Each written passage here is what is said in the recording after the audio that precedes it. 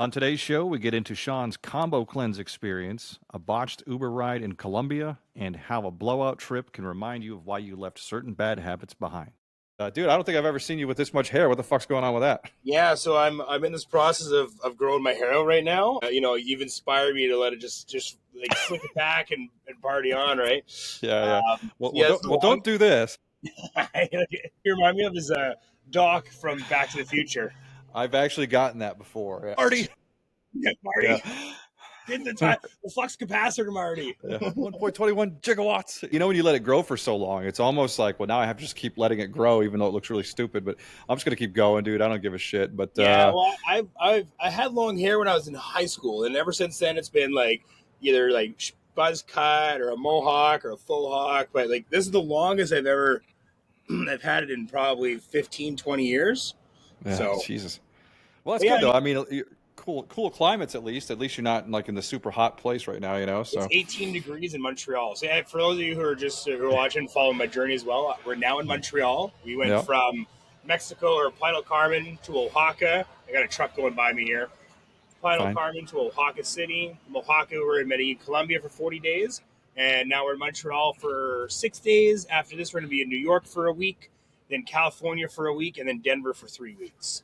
We're doing a big Yeah, hop. Jesus. But yeah, now that we're in this, I told my girlfriend brought it up to me. She's like, yeah, have you ever tried growing your hair? I'm like, would you like that? She's like, yeah. I'm like, we could try it, right? But I was like, I'm not trying it when we're in Playa del Carmen in the summer because it's so hot. Well, there's no harm in it, dude. It can always be cut off. But yeah, fucking speaking of travels and everything else, I know it's been a while since we caught up with things. We have a lot to talk about. We'll get to my meditation retreat one of these days. But I know that yeah, last time we did one of these, you were in Medellín, and we had a good convo about that. So how did that trip end, or how did your final time spend there? Anything cool happen, or? Yeah. So a couple cool things happened. So I ended up actually meeting a couple guys that we ended up connecting really well, and it took me a long time to find friends there. And I think because there's like 3.5 million people in the city, that it's so spread out that it's hard to like find a place where you see the same person every day, become friends with them, get to know them. Where like Playa, it's like you're all congregated in one area. So I Right. found some good friends. They're from Chicago and California, and one was from Denver as well. So we met there. But we did a pretty cool. So this, I think the Monday before we left on a Thursday. We did what was called a combo cleanse. So what All right. combo is, for those of you who don't know, it is a Both ends goes in both ends at the same time. mostly just a one end cleanse. Okay. Mostly just a one end. Yeah. I did have to shit near the end of it, Yeah. but So it's it's not a DP cleanse. It's not a double penetration cleanse. It's a combo cleanse. no. It's violent. It is violent. So it's a couple year 100-year old tradition and not religious, but like sacred passage passed down from the elders. And what they do, I'll give you guys a little. They burn 8 dots. Get the in fuck the out back. of here. Yeah. Jesus Christ. That's no joke.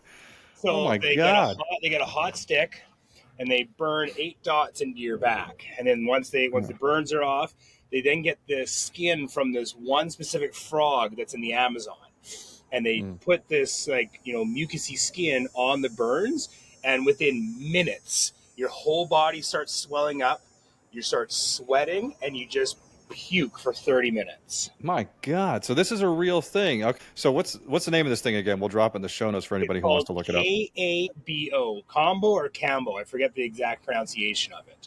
So it's been around in Colombia and the Amazon for a long time. And what they actually believed, the way it came from, is the origin of it is when the Spaniards came over to South America and they were bringing all these diseases over. It was just wiping out the population. So this one guy, hundreds of years ago, found out that if he did this, he cut himself or whatever and put this frog poison on, and it actually got rid of all the toxins out of your body and actually helped save these people. So they've had cases of people being cured from AIDS, HIV, herpes, different viruses and diseases, because it basically, what it does is it sends all the toxins and poison in your body into your stomach, and that's why you puke it up. So for the first time ever, I was puking yellow and green.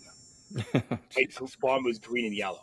And so, but prior to it, you start the rapé, you drink 3 liters of water, and while you're puking, they keep giving you water. But it was you know, about 20 minutes in, I was like tapping him, like, I'm done. I don't want any more. It's like, you're doing so good. I'm like, I don't care how I'm doing. I'm done.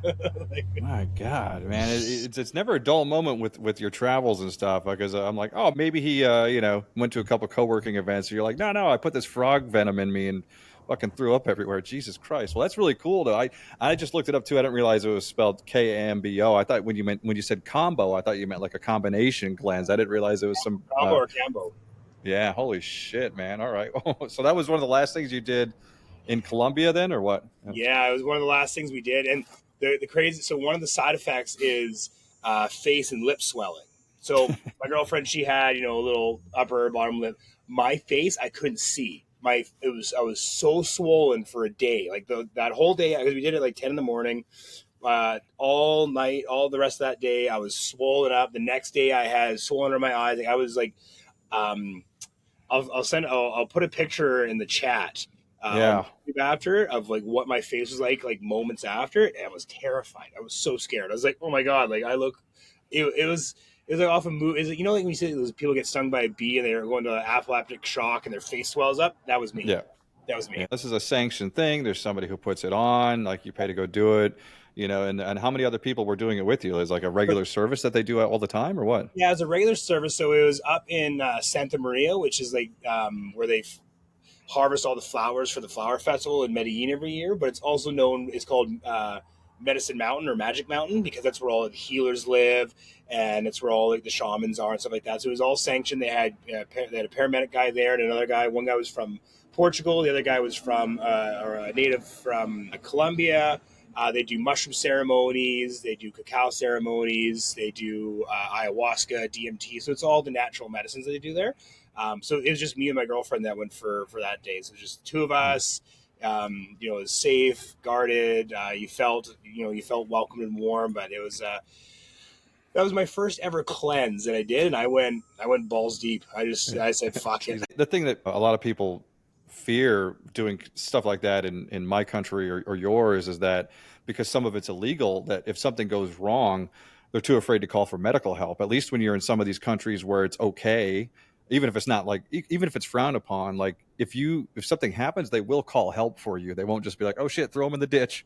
Like it won't be like that. So if they do all these things, it sounds like this is all the, like the new age stuff, or not new age, I should say, but stuff that's becoming more popular. You said DMT, ayahuasca, all the things that most Americans and Canadians are trying to do. It sounds like they do it all in one place. So there's another fucking check mark in the good box for Colombia, for Medellin, or for the area, because that's another reason to go. Aside from all the great stuff, and everybody will have to watch the previous show about all the good experiences you had. That's fucking great, man. You could do it all in one place. You could cleanse your brain, your body. And I mean, we can get a little political, but I mean, you know, ever since I started looking at the stats and watching other podcasts, they're talking about this. The third leading cause of death in the United States is Western medicine. Makes me not want to do Western medicine at all. Like, so the medications that they're giving us to try and help cure what we have is actually the third leading cause of why we're dying. Like, it seems fucked up to me. So I mean, you know, prior to my traveling days, you know, I'd be like, oh, I got a headache, take an Advil. Oh, I'm sick, go to the doctor. Oh, I'd get medication, which it's a reactive measure, not a preventative. Right? It's like, oh, we're not going to actually find the reason why you're sick. We're just going to cure and help the symptoms of your sickness. Right. Where what this is, it's a lot of preventative measures. It's doing, you know, cleansing your body, getting rid of toxins before it turns into something bad. Yeah. So it's making me believe, you know, they call it, you know, Chinese medicine or voodoo, or whatever they want to call it. But for even now, I feel so much more like alive. Like, I feel thinner. I feel more alert. I have more energy. Like, it's literally like a cleanse. It's like, what's that? What's that one movie? It's like, we got to cleanse. It's Ace Ventura. Cleanse the demons out of you. Oh yeah, the exercise, got the exorcisms. The demons. Yeah, yeah. No, that's really cool, because you're right about Western medicine, and obviously some of it has their time and place. Like, if I need a major surgery, that's one thing. But for the most part, the medications that they prescribe to us over here, they give you one medication, but it usually has so many side effects that it leads to another medication. You just keep like plugging the holes in the dam, you know, like you're not really getting anywhere. You're just putting a Band-Aid, pun intended, Band-Aid on things, which is pretty fucked up. You know, so there are a few things that probably work, but we've taken it way too far when there's a lot of holistic shit that, other When people don't want to admit to because the pharmaceutical industries won't make money off of that. So. That's the thing. Because there's money involved. That's why it's falling apart. Like, my true belief is the governments don't want you to be healthy, but they also don't want you to be dead. They want you to be sick enough that you're on medication to make money. It's Yeah. all. It's all. It's like the Industrial Revolution when World War One and World War Two was happening. War what boosted the economy. It was they did everything they could to create more war because it created money and jobs. But now that it's hard to go into wars, like their next big money machine is pharmaceuticals and medication, right? So it's a Yeah. war against us. And I Yeah, mean, absolutely. for the I think it was like $35 US for two of us, and we were there for 5 hours. And It's I mean, great. I So probably purged more toxins and got rid of more bad things out of my body in 4 hours for $35 than you ever could in North America in a year for 10,000. would take multiple treatments of who God knows what. It wouldn't be nearly as effective. And then come to find out, like, I've got a bad liver. This isn't a secret. Everybody knows I've got like a weak liver. It's okay. Like, it's not going to cause, like, it's hanging in there. It's fat. It's fat. It's obese. Obviously, a lot of that's because of my heavy drinking over the last 20 years. But some of it's just because, in my 20s and everything, I just took a shitload of supplements because they're like, take this, take that, and stuff that you could buy legally at GNC Vitamin Shop, whatever the Canadian equivalent is. And a lot of that damaged my shit too, just because any protein or whatever. So yeah, dude, all this stuff here is just fucking garbage. Well, this is a interesting turn. So, well, it's like for anybody who's interested, because people will see that shit and they'll be like, what the hell is this all about? So what was the process? You reach out to the guy, you find out where it is, you show up, like, just for anybody who's thinking about doing it, just kind of give us a quick walkthrough. I'll give my girlfriend all the credit on this because she's great at doing research and finding these kind of things. She's been more into the holistic and spirituality and being more awakened and stuff like that. So she's always finding her way into networks and communicating with people. So she found a group chat. It was more of like holistic medicine because she felt that she felt that she needed to cleanse. So then I think she invited me. She just said she's doing it and asked if I want to do it. I'm like, I didn't even do any research. I'm like, okay, sure, right. Should have done some research on it. But yeah, so basically just like reach out to them. I think they have a little website and they have a WhatsApp chat as well. You can reach out to them on, and you just book a time and talk to them. And they speak really good English, so you can just go in there, talk to them. It was like a 45-minute Uber ride out of Medellín up into the mountains. So you go up there. They have nice. It's in this beautiful little like tropical mountain garden. So you walk in and there's like plants and birds and they have dogs and cats running around and it's just like serenity, right? So it's really nice and there's not one part where I didn't feel very welcomed and warm. It was a very, very good experience. And I think every experience that I've had in this kind of world has been welcoming, right? And there's been, I've gone to doctor's offices where there's like, here, fill this form, take a seat, fill this form, take a seat. Like, it's an assembly line. But there, every time I've ever done like mushrooms or DMT or the Kambo or whatever it might be, or a cacao ceremony, it's like the most like embracing like community of people, right? They want to heal you, they want to help you, they want to make sure that you're going to be better in your life. And it's sure there's money involved, but I mean it's their time, the medicine. Of course, you got to pay some money, but they're not doing it because of the money.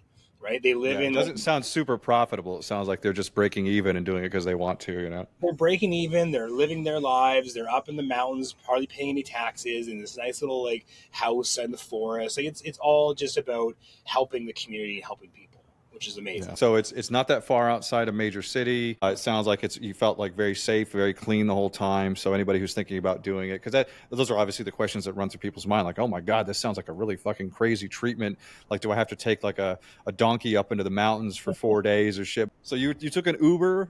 It wasn't far, and it was a really nice, clean, safe environment. I mean, in so much as they can be, So yeah, we took an Uber up there, and then we took a taxi to the very peak of the mountain, and then from there they have a gondola that takes you from 50 minutes outside of Medellin through like the rainforest jungle and then down the mountain, and you come into Medellin and you hop on another gondola, and then there's this train station brings you right back into town. Like, it's very, very well set up. It's very Jesus cool. Christ, that sounds great, yeah, man. This Medellin is more. I think it's more advanced and more modern than most of the places I've been to in Canada and United States. So far, not one bad thing about Medellin. Well, except for that one story, if you want to tell it. But the Uber with the kid, it's up to you.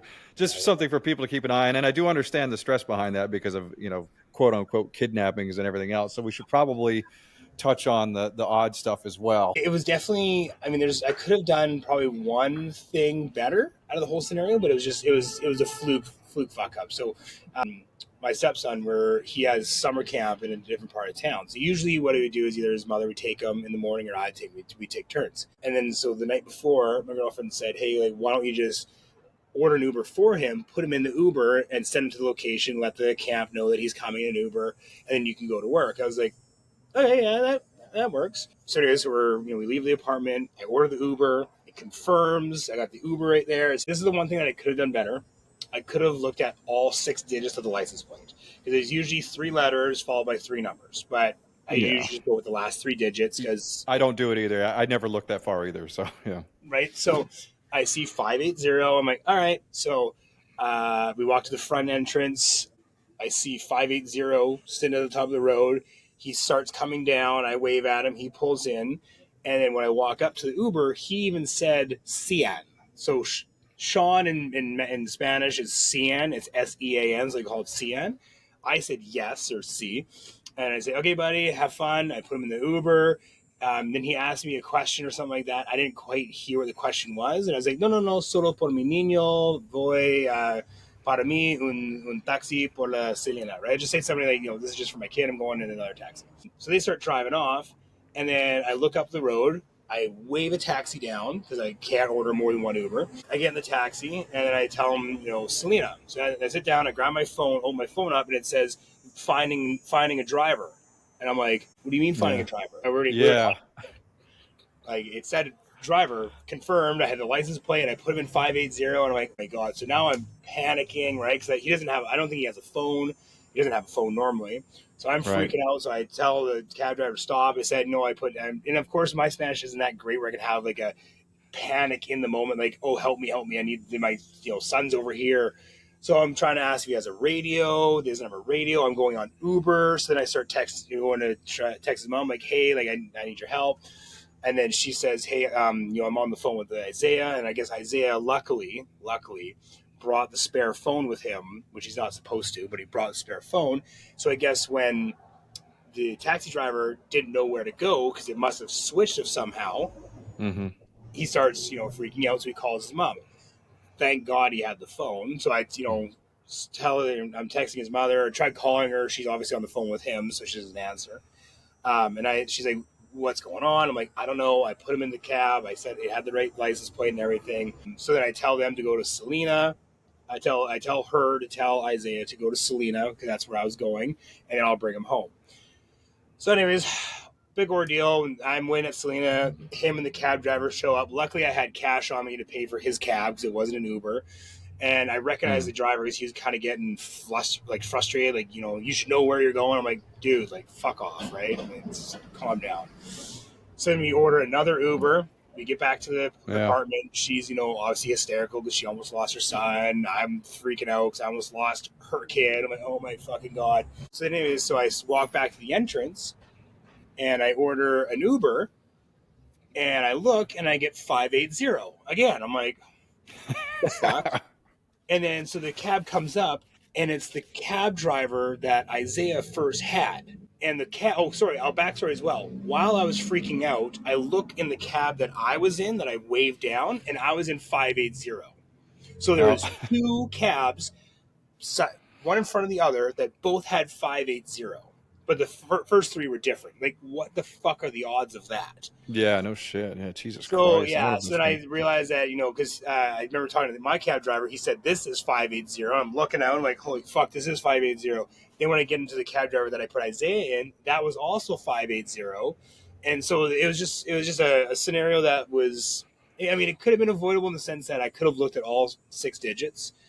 But the fact that it was confirmed, I walked up to the cab. He said my name. I put in that, and then all of a sudden, when I get into mine, it says finding new driver. I guess the good news is that obviously it was an honest mistake, and then the drivers were all like, oh shit, it wasn't like some weird kidnapping story. It was just like because they were probably just as concerned as you guys were. They're like, oh shit, we'll take care of this, and everything worked out fine. But it is scary, and I guess that's a lesson to, no matter how old you are in a different country, should probably give the kid a phone, at least when they leave the house. By themselves, absolutely. I mean, that's a rule that we're implementing now, but it's a lesson that was learned the hard way, right? And we didn't really think of that prior to, like, oh, if he's going to Uber by himself, he should have a phone. We didn't think of that, and also because the night before he did something wrong, or and he lost his phone privileges, so we actually said no phone for 2 days. Yeah. So it's hard to like give him a phone when he's lost the privileges, but also be thinking like we should probably give him a phone even though he's not. So there's a whole different aspects that went wrong. I mean, I definitely take responsibility for it because I mean, it ultimately comes down to I'm entrusted with her son. I should make sure that he's in the right one. I should have looked at all 6 digits. Even if I did look at all those, because it switched, I think it wouldn't have made a difference anyways. Mistake aside, it sounds like, I mean, honestly, I would have done the same thing. You know what I mean? Like it's so, there's so many things that cascade down, especially the guy like saying your name or whatever, or what sounded like, like I never would have questioned that shit. Never. Yeah. Last 2 digits are right. He says my name. I'm like, this is it. Oh like, I can't be like, let me check this more. Yeah, no shit. Oh my God. So then you stuck around. How long ago did you leave there? I know you've been traveling for a few days and you finally settled in Canada now. It's been about a week or so traveling, or? So we left on, when did we leave? On a Thursday or a Friday? I can't remember. I think we left on Friday. Yeah, we did. Yeah, we left on a Friday. Yeah, so we left Friday. We flew from Colombia to Dominican Republic, and we had a 4-hour layover, but both our flights were delayed. And so this is another fucking great story. Yeah. So we get to the airport. I look at the boarding ticket. The boarding ticket said, boarding at 2, but it's incorrect because the flight got pushed. So we're looking at the window or the computer showing all the flights. It says 1450 for our flight to Montreal. So we're like, all right, 1450. So it's like 1420. We're finishing up food, and then we're like, we should probably go to the gate. So we go to the gate, and the flight's already locked. So they didn't let us know the boarding time. They let us know what time the plane fucking departs and leaves the runway.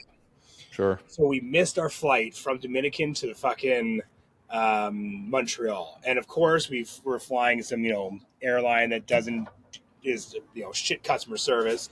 So we didn't get any of our money back. We ended up having to spend $200 on a hotel near the airport for the night, and then we ended up spending close to $1,500 last minute tickets to get from Dominican Republic. We flew from Dominican Republic to Panama City, and then from Panama to Montreal. So it was in total we did like 14 hours of flying in 2 days, and it ended up being like $4,000. Well, I'm also surprised when you were telling me when you were there how expensive the DR was, because the Dominican Republic to the Americas or to the Americans, I know I guess they're off an island. We're probably going to get canceled for some of the stuff we say. Dominican Republic and Haiti share the same island. Yeah, they're on the same island. Yeah, but from my understanding, because I worked with a lot of Dominicans in Miami, that it was always like a very, very inexpensive place for people to go. But it sounds like if you're spending that much at an airport hotel, shit, maybe not, man. Maybe it wasn't an airport hotel. It was a 10-minute cab ride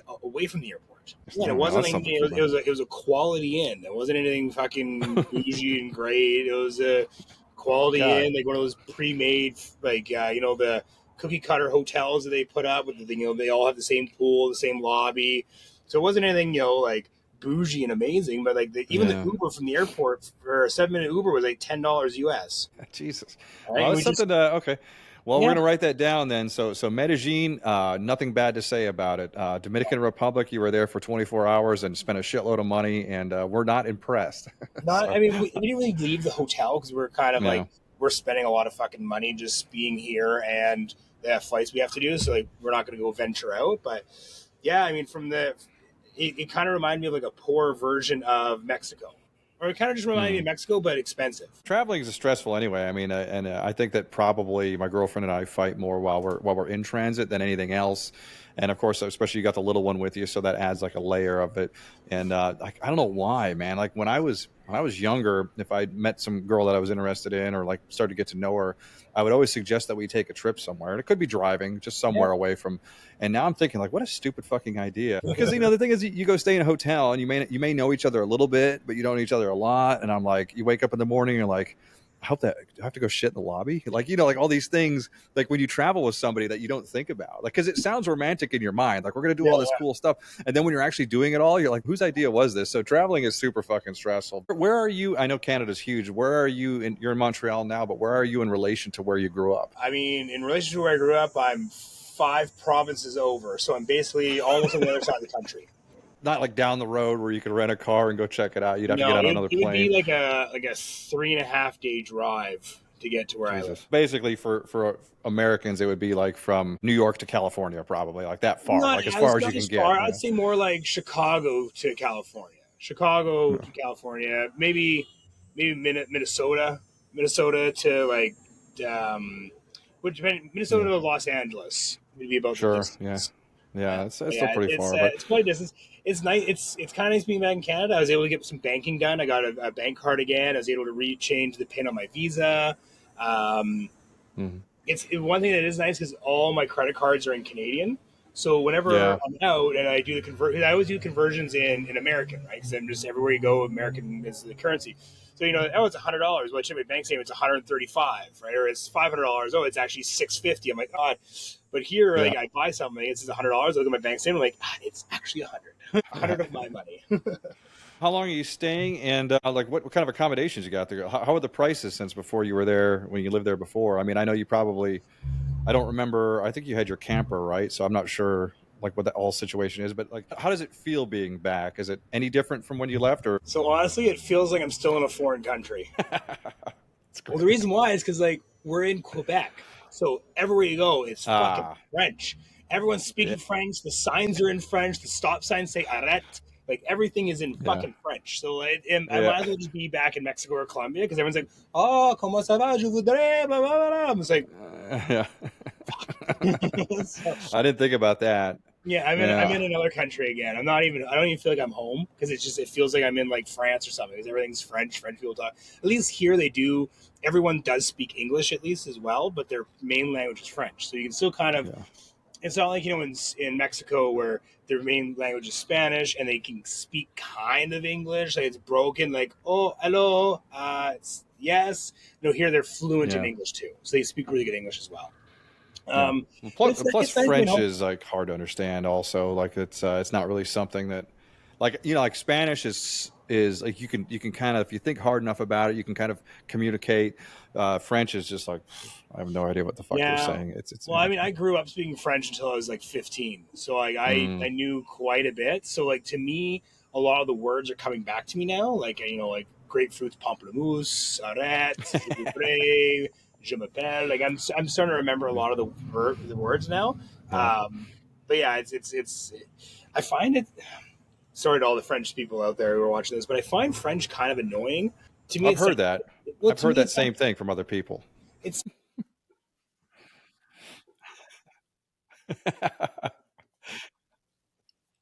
yeah, I love it. Yeah, no, it's so weird. It's obviously a huge country, but it's really weird that there's an entire part that's just that much different, but I suppose, I mean, it's, so how are the how's the housing and the prices and everything there? I mean, I know it's Canada, it's probably not cheap, but yeah, I don't think it's very expensive. I think it's pretty expensive here.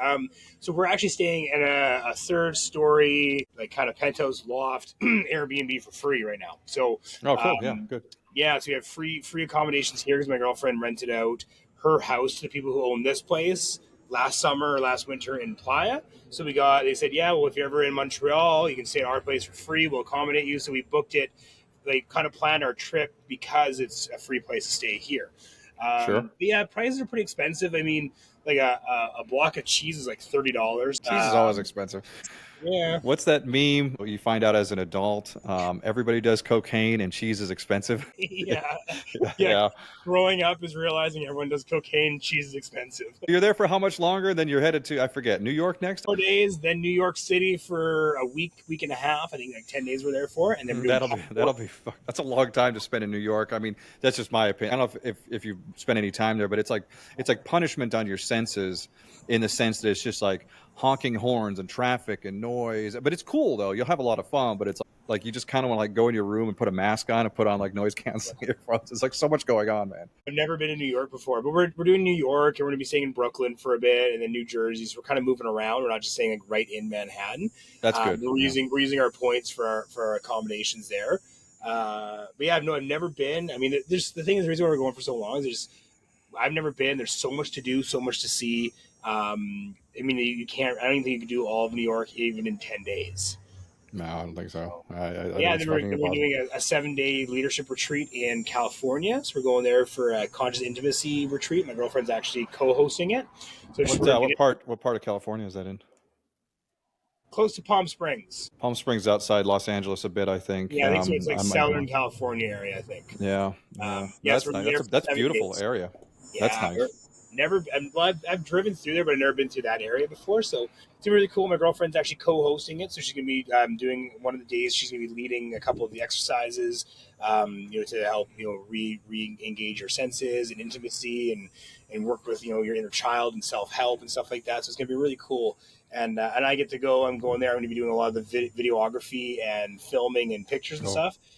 We got to do a show from there. We got to do a show from there. And obviously, we want to have her on at some point because her and Ori would get along as well because he does, that inner child hypnotherapy stuff. But yeah, when you're there, dude, we gotta get as much video. I mean, in so much as people without like disturbing anybody's privacy. But it'd be cool to see all that. Yeah, maybe I can even get a couple of people on there to do like a group interview. We'd have like 3 or 4 of them in a row and kind of just they can all share their experiences on the last day or something like that and get them on because it'd be really cool to have and it's gonna be really cool. So I did a deal, so I'm going to be participating for like half of it just because I want to make sure I'm still able to work. I got some big projects going to be leading on. I am leading right now. They're going to turn into bigger projects by that time, anyways. And yeah, I want to be able to make sure that I'm able to. So the deal I did was my fee is a lot less because I'm not going to be doing the whole thing, but I'm also going to be being able to work and record and take videos and stuff like that. So it's kind of like a win-win. I'm helping him out, the organizer, and I'm also able to still work and do what I need to do there. That's good experience too. I mean, that's one more thing to throw under the production belt. There's no harm in that. Exactly. So one more thing. Man, well, I haven't done anything exciting in the last couple of weeks, so I'm glad you've had a bunch of experiences. I think this Kambo thing is going to be a big hit. That's going to be the title. Somehow that's going on the thumbnail with some fucking frog doing something. I don't know. I don't know. So the crazy part too now is so me and my girlfriend actually technically now have matching scars because these dots are going to scar up pretty good, right? So they get itchy every now and then. I forget they're there and I scratch them like, oh, it hurts. I'm sure that's not pleasant, but it sounds like it's just a part of the ritual. I'm sure it's I'm sure it doesn't get infected.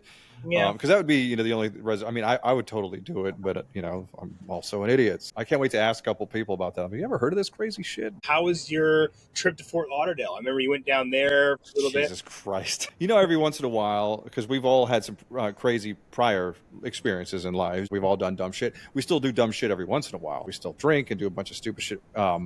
But we're old enough now to know that that's not the way we want to live day in, day out. When I was down there, I was drinking every single day. There was always partying going on. It was just nonstop.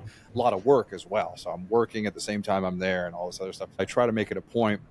So whenever you're still in the back of your mind, especially for men because we're stupid, you're still okay. I kind of miss some of it, or at least I think I miss it.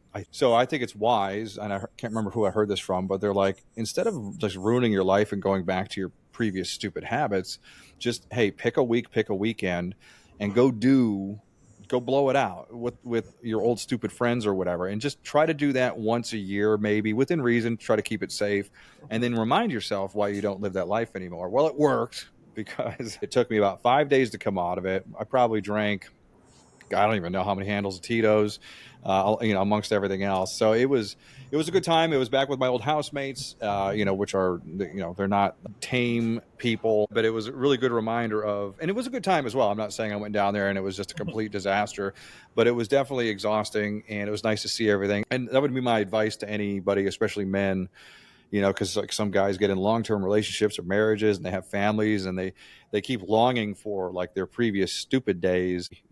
Just tell your wife or your girlfriend or whatever, me and the boys are going to Vegas or whatever your stupid city is, and just go for a few days, and I guarantee you'll fucking come crawling back and be like, okay, I'm done, kind of thing. So, but Yeah. I stay down there for I think over a week. We always like talk things up in our brains, or like we look forward to things, and then we build it up, and then we get there and it's not that big of a deal. So I thought, oh my god, I'm going to miss all these bars. I haven't been to all my usual spots in 3 years.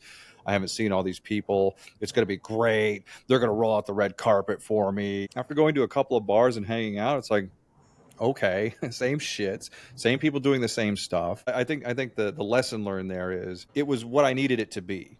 I went down there. I had fun with my friends. I got fucking just whacked out of my mind. And when I came back, I'm like, okay, I'm ready to come back. And I wasn't productive at all for days on end. So, as you guys know, because you're trying to get a hold of me, I'm like, not now. Yeah, everybody has their Fort Lauderdale. Everybody has their place. But I would recommend, like for me, and I'm assuming it works this way for most guys, if I don't do something for a really long time, it doesn't just go away. It just kind of builds and builds and builds. If anybody's thinking about like something they missed or some bad habit they used to have, I'm like, go ahead and do it. Just do it carefully and plan it out, and go do it for a weekend, and then you'll get it out of your system, at least hopefully for a year or so. And I'm wondering, do you think it's obviously better to do that sooner than later? In the sense where my mind is, if you, let's say you want to go, like, do have a blowout weekend, but you're also like, you're afraid because you don't want your girlfriend to think you're out cheating or doing something wrong. Well, I think it's better to just go out and let loose. If you wait too long, I think the consequences of your actions are going to be worse. Which, what I mean by that is, the things that you're going to do are going to be worse than they were. So if you're, a married, happy, monogamous relationship, you're missing going out with the guys, having fun. Well, if you hold on that feeling for like 6 years and you're getting crazy, and all of a sudden it's like time to let loose, then you're going to cheat. Then you're going to misbehave even more. Then you're going to, infidelity. Then it's going to destroy your marriage, because you bottled it up for so long, and then by the time you let loose, you're just like, I gotta fuck everything. Yeah. That's a really good point. I'm fortunate to have the girlfriend that she trusts me, or at least she tolerates me, because she knows those people and she lived with us at that house for a while. She's like, I'm not going down there with you. So she knew better than that. But yeah, no. To your point though, that's a really good question, and I think you're right. I think if you wait too long, because look, if 3 years into a relationship, if you're all of a sudden like, hey, I'm going for a week to the Costa Rica. Okay, like what's this? Where'd this come from?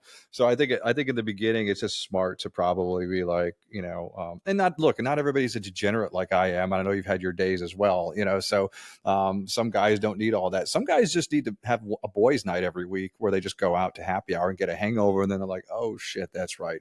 This is why this sucks. I can tell you that even after the fact, even after as miserable as I was, coming back and everything else, I would 100% do it again, the idea again, because now I'm like, because again, I had all this shit built up in my mind. And when we have a chance to talk about my retreat, which will be a long episode, when I'm sitting in that fucking silent retreat for 12 days with nothing to think about, this trip was on the books. It was already planned. So I'm sitting there the whole time. I got nothing to think about. So I'm just building it up like, oh my God, it's going to be the best trip in the world. It's going to be great. I'm going to see all these people. It's going to be fucking awesome. And then I get down there, and probably for the better, it wasn't a letdown, but I'm like, oh, okay. So yeah, I think it just needs to be, there needs to be an outlet somewhere. And unfortunately with me, like people say, just exercise, just do this. I do all that, but it still doesn't, it's not enough, Yeah. So yeah, no, that's good though. I don't know, man. I would say, if in so much as one can be honest, and I know that most women, rightfully so, would probably be like, what do you mean every year, every 6 months, you're going to disappear for 4 days? I wouldn't surprise me if people didn't tolerate that, but Yeah. I know the alternative is, like you said, you wait too long and then you blow up your entire fucking life, as opposed to just having a hard weekend. The one thing that my coach mentioned as well is men, we need what's called cave time. We need time for ourselves with the boys. Like, we need hibernation cave time. Like, as much as Yeah. some of us might like being the family man and doing things together and having your spouse around and your partners, it's great. I love it, right? But there's every now and then I'm just like, I need to just sit in a dark basement, put on a TV show, eat some junk food. I just need some solitude, cave time to decompress and be by myself. And it's a Yeah. very important ritual to have. I think every man needs cave time. And if you don't, if Yeah. you deprive yourself from it, and you're this, I used to thrive off being around people all the time, and I still do, but I was neglecting my, you know, primal desire to just like decompress and gather myself, my thoughts, and plan and project my vision and manifest wherever it might be. I was just sitting there like, oh, I'm just gonna do everything at once, la, la, la, la. And then, you know, it comes to a point like, what do you want? What's your plan? You're like, I haven't had time to think about that. I'm literally swinging between a hangover to happy hour to hangover. What do you mean plan? I mean, I've got a plan for later today. That's about it. Yeah, I know what you mean. And some of that comes with age too. Yeah, I think with age also, whether we like to admit it or not, we do all slow down and calm down a little bit. Everybody's different. Let's say you're just a guy and you're, you know, late 20s or whatever, you're married, whatever, and you have like, God, I really just want to go with the guys to Vegas. I use Vegas because it's a stupid example, but people do. But, you know, I wouldn't count on that feeling going away. I would count on it building and building and building. And I guess that's the big thing is just, you know, don't try to shove it down, because if you do that, then when you finally get the opportunity, you're fucking moron. You know, I tell this story back when I worked for the government.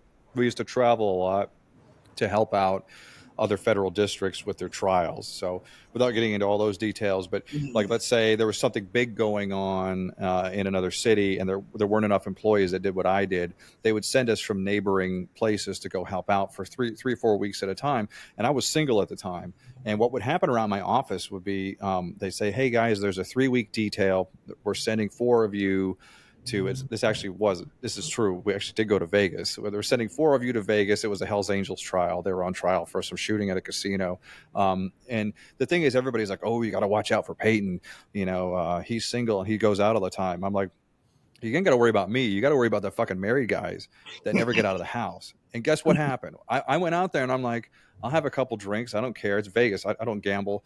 The guys that never got out of the house, they went fucking crazy, man. Like, we're carrying them back. One of them lost his shoes. You know what I mean? Just stupid.